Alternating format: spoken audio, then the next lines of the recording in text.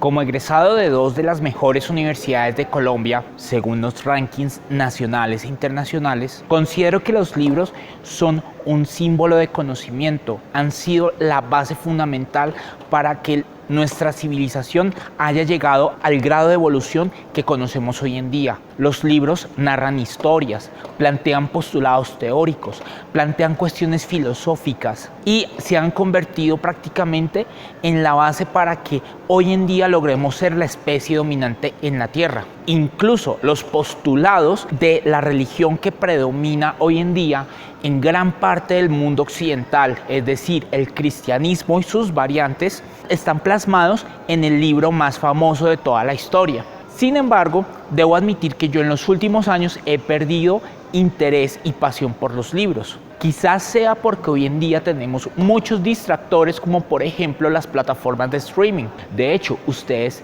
están viendo este video en uno de esos distractores. Sin embargo, existe una razón de fondo por la cual le perdí el interés a los libros y se las voy a comentar en esta ocasión.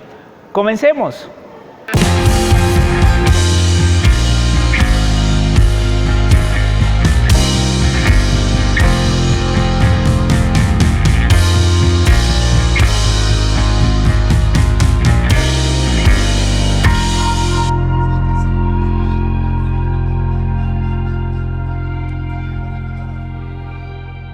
Comencemos con un análisis de tendencias en el mercado editorial.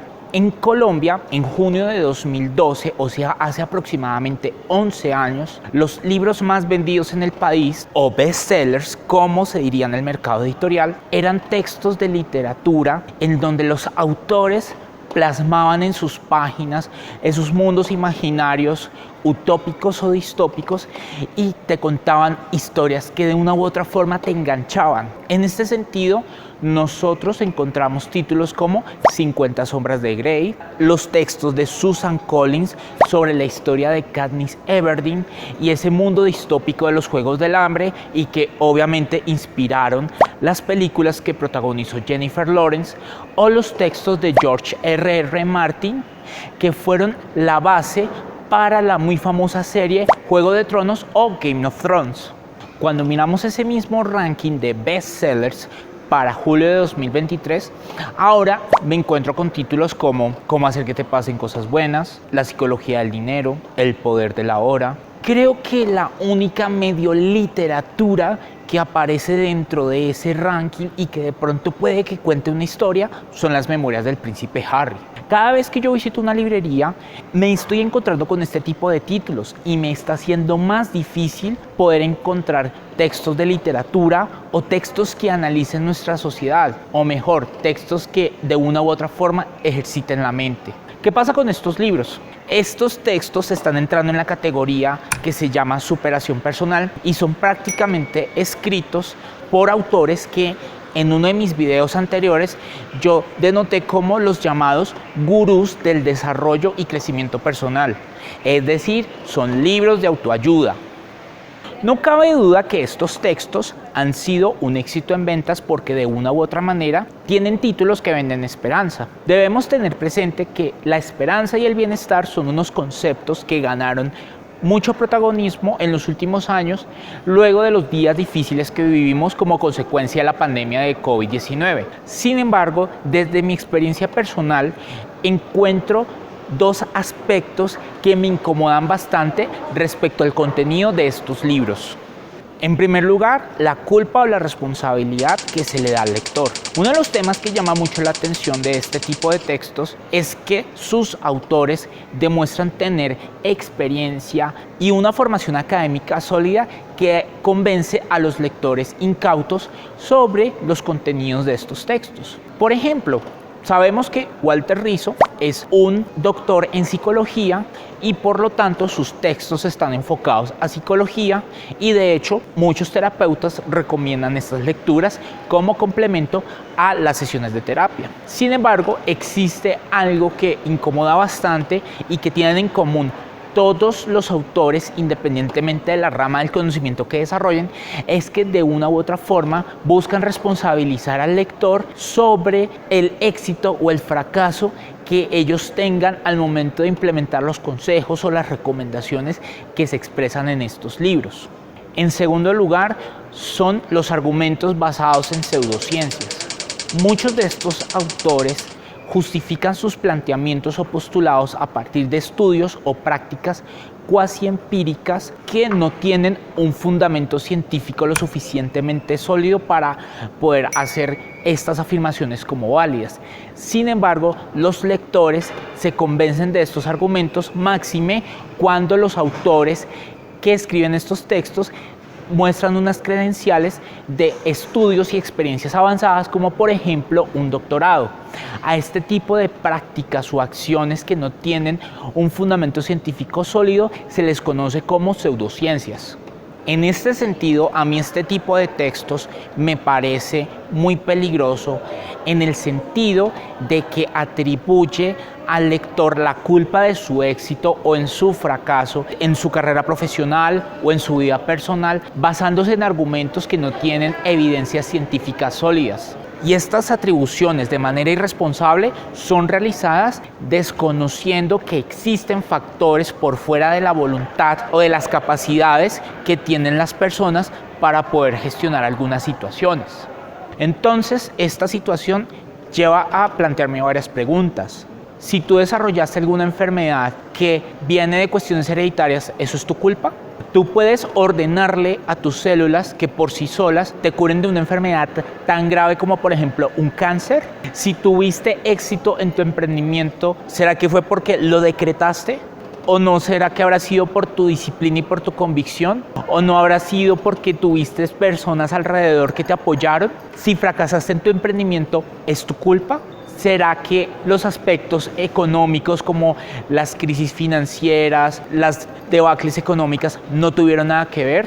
¿O las políticas de algunos gobiernos como por ejemplo poner más impuestos y más burocracia no tienen nada que ver? Si tu idea de negocio la sacó del estadio, ¿será que fue porque fue innovadora y porque fue súper disruptiva? ¿Será que las 3 Fs, o sea, Family, Friends and Followers, no tuvieron nada que ver? Si tu familia no cumple con los estándares que exige la sociedad, es decir, un papá, una mamá, muchos hermanos, una casa bonita, un perro, etc., entonces estás condenado al fracaso. Si tú no tuviste una buena relación con alguno de tus padres o simplemente no tuviste relación con ninguno de tus padres, ¿estás condenado al fracaso? Muchos se preguntarán, ¿por qué un canal que habla de finanzas corporativas, de economía y de emprendimiento está tocando temas de autoayuda? Muchos de estos contenidos que están saliendo hoy en día de autoayuda se están disfrazando de otro tipo de temas, siendo el emprendimiento y las finanzas personales los más predilectos. Estos textos están escritos citando a los autores de autoayuda y también buscan promover otro tipo de productos como por ejemplo cursos, talleres, seminarios y demás, y apelan a estos postulados y a estas concepciones de la autoayuda para poder desarrollar este tipo de productos.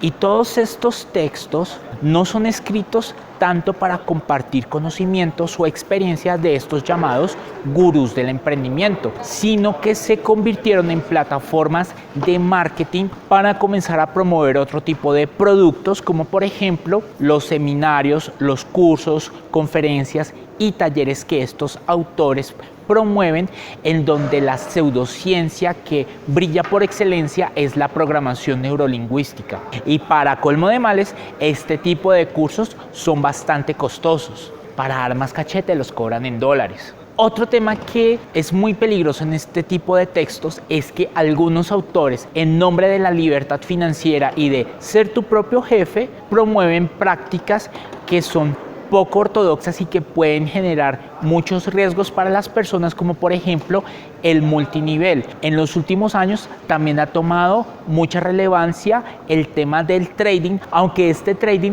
es también un multinivel disfrazado. En consecuencia, si de una u otra forma se está buscando alguna inspiración para emprender, es importante que este tipo de textos se lea con un sentido muy crítico, o como decimos coloquialmente los colombianos, no tragar entero. Los factores o las condiciones que llevaron al éxito a algunas personas no estrictamente aplican al contexto de otras personas. De hecho, para el caso particular de autores extranjeros, los contextos de esos países no estrictamente corresponden a los que se presentan en América Latina y particularmente en Colombia. De hecho, hace algunos años salió un libro bastante extenso que explicaba cómo era el juego del dinero, donde se reseñaban entrevistas y consejos de los grandes financieros del mundo. Sin embargo, en América Latina y en Colombia, los mercados financieros no son lo suficientemente desarrollados como para poder aplicar los conceptos que se plantean en este texto. Finalmente, por fuera del contexto profesional o de emprendimiento y demás, estos libros que entran dentro de la categoría de superación personal por sí solos no pueden ser la base para poder superar una situación o una dificultad personal. Es muy importante contar con otros tipos de apoyos, como por ejemplo hablar con la familia, asistir al psicólogo, asistir al médico, porque las situaciones particulares que tiene cada persona se pueden resolver con una terapia psicológica especializada o con un tratamiento médico en función de la situación que esté presentando las personas. Esto no puede suceder por sí solo con un libro de autoayuda. ¿Por qué creen ustedes que se han presentado estos cambios en las tendencias del mercado editorial? ¿Han leído alguna vez alguno de estos libros de superación personal o de autoayuda disfrazada de emprendimiento? Los leo en los comentarios. Como siempre, muchas gracias por su atención. Si les gustó este video, denle me gusta o like, dirían otros. Comenten y compartan. Si es la primera vez que ves uno de los videos de nuestro canal, te invitamos a suscribirte y a activar la campana de notificaciones. Hasta la próxima.